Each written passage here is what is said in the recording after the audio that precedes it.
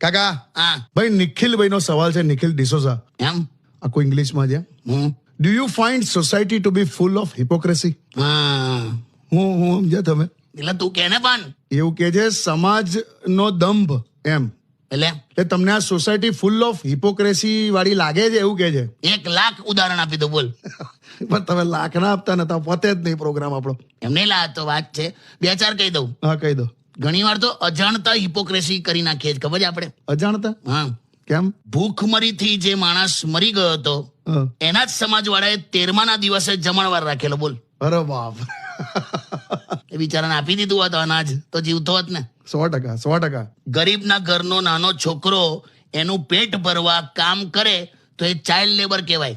હા કરેક્ટ. પણ સહેજ પૈસાવાળાનો છોકરો સિરિયલમાં કામ કરતો હોય તો ચાઇલ્ડ આર્ટિસ્ટ કહેવાય બોલ. એ કેવું? ક્યાં વાત હે કાકા. આ આપણે હોળી નહીં રમતા? હા હવે હોળીના દિવસે તમારા શર્ટ ઉપર પેલો કલર ઉડે, રંગ. હા આખો દિવસ એન્જોય કરીને શું કે, અરે રંગી નાખ્યો રંગ. આ જ શબ્દ રંગ હા. એક્ઝેક્ટ એના બીજા દિવસે ડાઘા શબ્દ તરીકે વપરાય. વાહ. એવું છે આપણું. તમને જ્યારે સલાહની જરૂર હોય ને હા ત્યારે દરેક માણસ મદદ કરવા તૈયાર હોય, કરેક્ટ. પણ તમને મદદની જરૂર હોય ને ત્યારે બધા સલાહ જ આપવા તૈયાર હોય.